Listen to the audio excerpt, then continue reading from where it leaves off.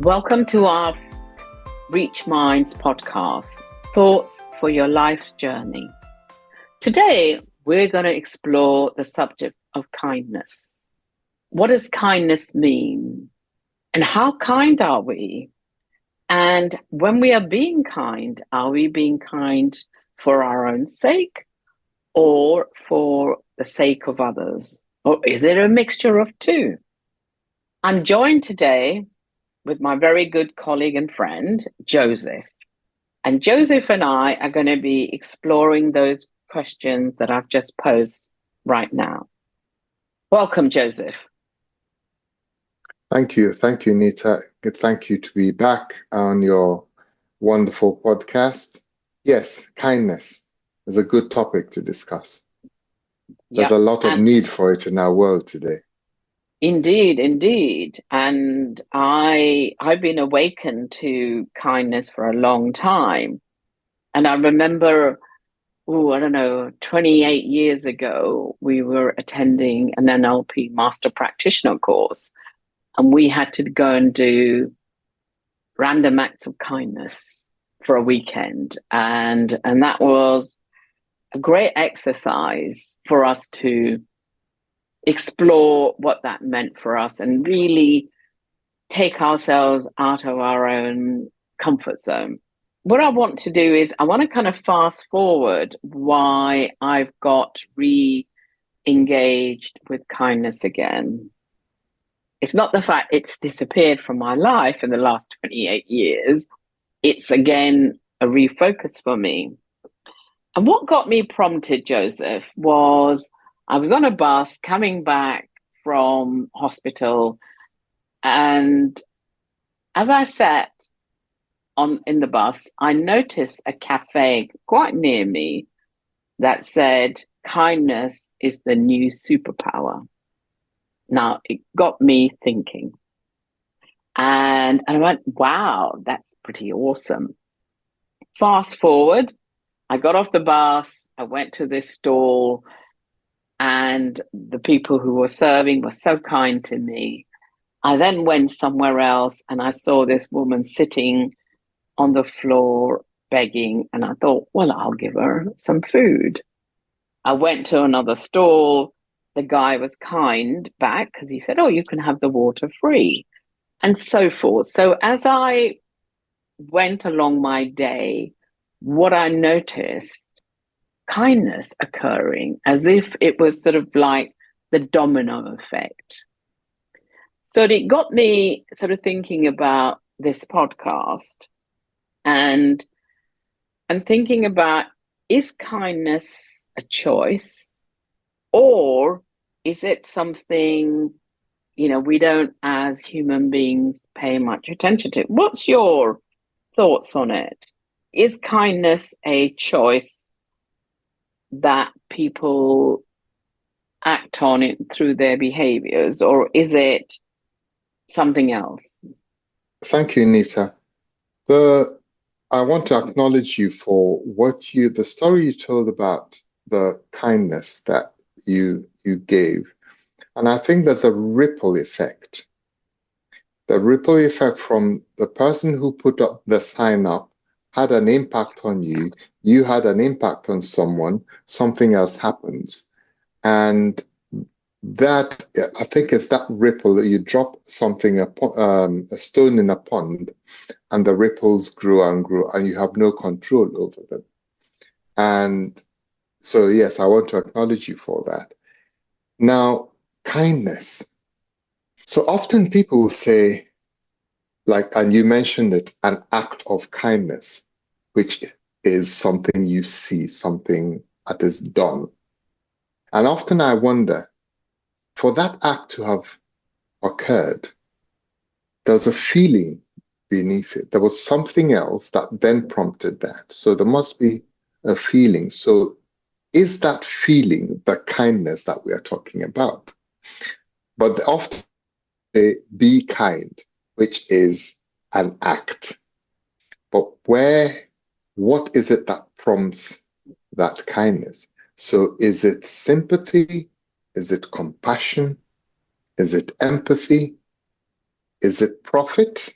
in the sense of go something that will get me back, something get me back affection. So whatever it is that prompts it, there's an act that beds it down. And what that act comes from a choice because you can see something and allow it to happen. But as you mentioned it before, there's a choice. We choose to be kind. And what makes us be kind? So what you're saying is quite interesting, and I started delving a little bit into the subject of kindness, and I came across this book by Piero Ferrucci called The Power of Kindness: The Unexpected Benefits of Leading a Compassionate Life. And one of the things to pick up on what you were saying about choice, what he talks about is, are we being kind to get something? Are we being altruistic? Or are we genuinely being kind for the sake of kindness? And you talked about empathy or in the business context. And he says that we have to be authentic when we're being kind. I mean, I haven't finished reading the book altogether, but he talks a lot about, we need to examine ourselves in terms of when we're being kind to people. And, do we do it to get something? And, sometimes I would say, I would question my own motivation because I'm kind to this person.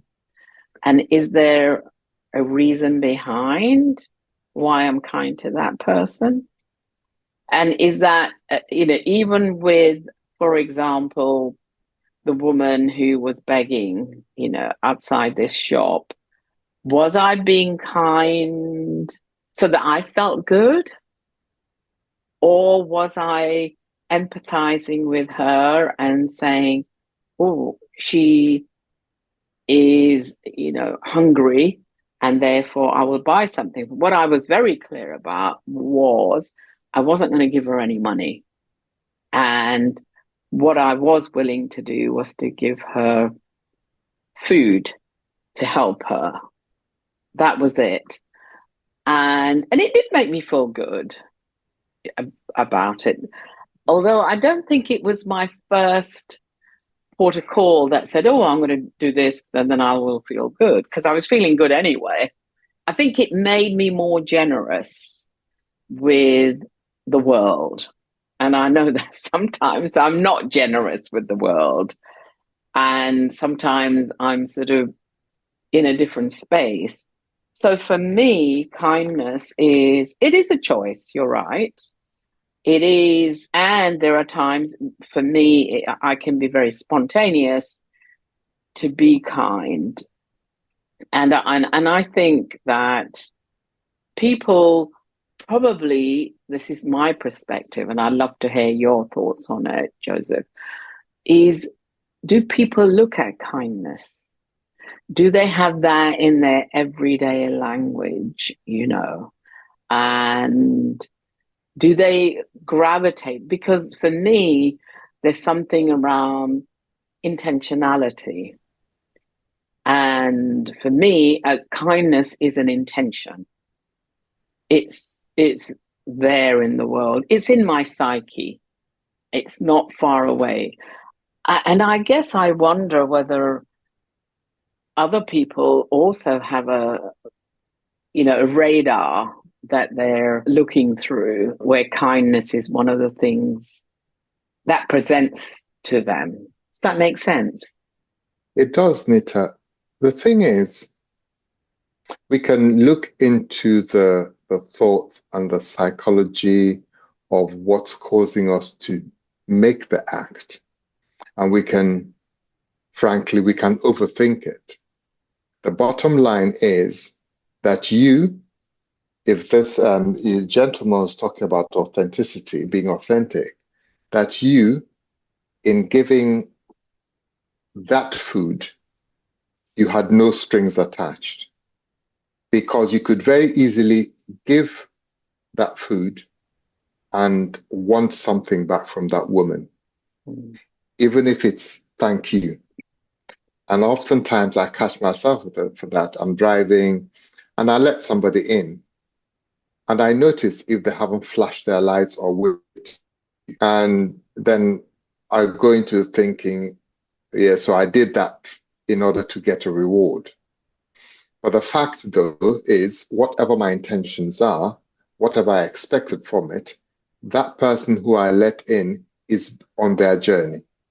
If I hadn't let them in, they'd probably be waiting there, not moving when they could move. And that might hold up traffic. I don't know where they're going. So I think we can overthink it. Now, the people who are giving with strings attached, even though it might look like kindness from the outside, they know it is not kindness. They know it is paying forward for something. That's not kindness, in my view. It might be an act that looks like kindness, but both the recipient and the person who gave it know that there's a contract here. So that's a trade rather than kindness. So I think in terms of what you're saying, the lens that each person looks at the same act would be different. And it's difficult for us to know from the outside. We each know what's behind that act of kindness. I look at mercy, for example. It's not a very popular word these days. I think mercy is it's a type of kindness where you can get retribution, you can get revenge, but you choose not to. Again, that choice. And the reason why you're choosing not to is not in order to get something else, but you just made a choice and you want to move on with your life.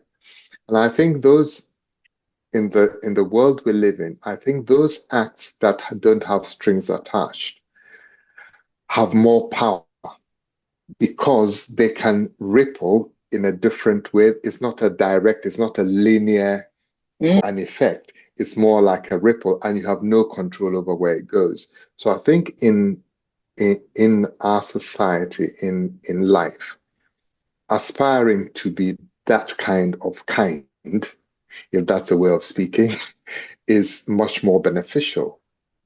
I think there must be some research around, and I'm pretty sure there is some research around that kindness, when you're coming from a perspective of kindness, genuine, authentic kindness, I think some of the ripple effects it can have on you is your own well-being. And I think there are examples where people live healthier, live better lives when they are performing acts of kindness. And I guess that takes me to, what are those acts? Because those acts could be different from opening or giving up a seat on a train to doing something very fundamental for someone. Because for me, kindness is small acts. It's about consideration. It's about something that you touched on earlier on. It's about empathy. And it's about looking at maybe another person and sort of saying, well, what is it like being in their shoes? And maybe, is there a way that I could be kind to that person? So I think the variation is great. And I also think that kindness is about when you do something that someone doesn't expect you to do, which could be, I don't know, cutting your hedge and you didn't realize that your neighbor did that while they were doing their own. That's an act of kindness. in some Mm, ways. I mean, again, mm. how does kindness show up for you, Joseph? Yes, when you described the your interaction with the woman who you bought the food, I saw two levels there. One was the food you gave her, and the second, perhaps deeper impact, was you saw her. And for many people, and I've seen this on the streets of London, many people who stand and beg are ignored. Yeah. So even when I don't have any money, recently, after COVID, I tend not to carry any money. But someone asks me for money and there's no shop around for me to buy anything for them, I will say to them, I'll look in their eye and say to them, I've got no money. And that for me says, I see you. For many people out on the streets, they are not seen. And so in doing that, so for me, that seeing someone is an act of kindness. Like the examples you gave on the standing up for someone on a bus, on a tube, allowing somebody to walk before you, crossing the road, or walking, giving a distance if you're a man and it's evening or night, and there's a woman walking in front of you, keeping a distance from her so she doesn't feel threatened, I think is an act of kindness. You're recognizing that this person might feel unsafe if you're walking close to them. So you give a distance or you cross the road or something. It's a choice you're making to help them feel safer. And then there's lots of the bigger kinds acts of kindness where someone falls down and someone picks them up, someone's fallen onto the tracks on a tube platform and people help them out. There are lots of bigger ones, but it's often the smaller ones that don't cost us anything, Mm. that don't give, maybe nobody notices. Those are the ones I think that have a great impact. Now, I'm saying this, and I'm thinking as I'm saying it that in my life with the people around me, how kind am I in my judgments of people, in the small things? If somebody needs something doing, am I too busy to make that choice to help, even in the home? So there's many acts like that which pop up for us, and those for me Yeah, are example of kindness. yeah. It's true actually. Sometimes what you say, it maybe it's not always in the act. Sometimes in our judgments, we are being unkind to people. And it can be that's not being kind, I don't think. Certainly when I catch myself around that. I want to kind of read you a little quote that I got from this book that I'm reading. Mm, And it sort of says, a psychiatrist called Alberto Alberti maintains, love that is not expressed becomes hate. Joy that is not enjoyed becomes depression. Yes, we are designed to be kind. Research is a useful tool for understanding ourselves, but not only and the definitive one. The wisdom of the ages, great art, and our own intuition can help us here. As we shall see, kindness in all aspects can become an extraordinary inner adventure that radically changes our way of thinking and being and moves us briskly along in our personal and spiritual growth. Several spiritual traditions see kindness and altruism as a key to salvation or liberation.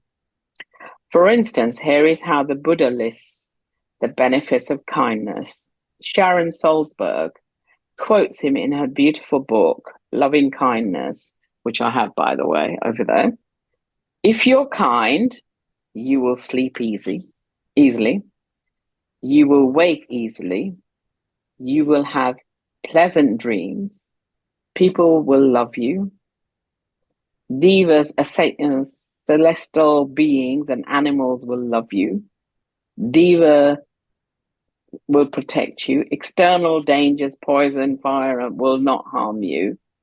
Your face will be radiant. Your mind will be serene.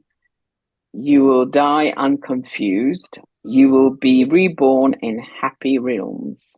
What do you think about that? I like it. I like it because it's deep. It's real in what you said about us being designed to be kind, and how the kindness fits into not just our lives, but the universe around us. I don't know. I was looking up kindness and what are the benefits of kindness. I did some research, and things like it says when you're kind, it releases endorphins, which Yes. are the world and natural painkillers. So some of the pain of things that we experience in life, if we are designed to be kind, perhaps those are the ways that naturally we could help ourselves live through what would be more painful or pain. It says it improves relationships. Kindness improves relationships. It deepens friendships, gives a sense of belonging. This is part of living. This is part of life, and it's in line with what you just read out. That it improves one's own empathy, Yeah. and it inspires empathy in others. Then the Mental Health Foundation say that kindness improves your mental health, your well-being, your self-esteem. And then that kindness helps keep things in perspective. So if I have trouble and things are going on quite difficult for me, and I am able to see that you also have trouble, and I can give you some help, some words or some physical help. At the time I'm doing that, my focus is not on my woes, it's on you. And Yeah. so I can see that, yes, I'm in pain, but you also are in pain. And I think that helps us live more fulfilled lives. Do you think so? Here's a question that's been buzzing in my mind is that kindness for some people can be perceived as weakness, that Yes. it so which stops them from being kind because they're fear of being exploited or fear of not having enough. I guess it might do. I don't know. So you're saying yes. Tell me why you're saying yes to that. So in a world where, in a capitalist world where you're meant to get the most profit from anything you produce or a service you give, or for example, look at consider a landlord. Landlord is charging a rent. The going rent is 1,200 a month, and the landlord chooses to charge 100. Number one, the estate agent will be unhappy with them because they're getting less money, and their family might be uh, saying, "You're too kind, you're too weak. You should be getting more from it because we have need as well." So kindness in that practical example can be perceived as weakness. The question is, does the person who's being kind, what choice are you going to make? Will you make a choice because from your feelings, or will you make a choice because your family or people around you think you're weak? I know that it's sometimes difficult in a work setting where you have a work contract to be to get the most profit, for example. If that is your contract, you have to deliver on it, because if not, your performance will fall and all that. But then how can you show kindness while still doing those performing to that Yeah. contract? I think it's in the way that we do things oftentimes, not just what we do, that the kindness can show up. I think so. I think it is is what you're saying is what we do where kindness can show up. And I think from my perspective, being kind doesn't lead you, or I associate that with weakness. In fact, I think if I was to have a philosophy for myself, I think it takes courage to be kind and to act on our kindness, because we're going beyond ourselves. We're not focusing on the self, we're focusing on the self and the other, the connection that we have. And so I think for me, it does take courage to be kind. And whilst it's a very simple word, 4-letter word, I still maintain it's hard for people to come from that place, to have it cognizant in their mind that to be kind is to be fully engaged in the world. I don't know. So thank you, Joseph, very much for your participation again in this enormous subject around kindness. Thank you, Nita, for the opportunity and for sharing your wisdom and knowledge. Thank you. Thank you. If you enjoy listening, tell a friend.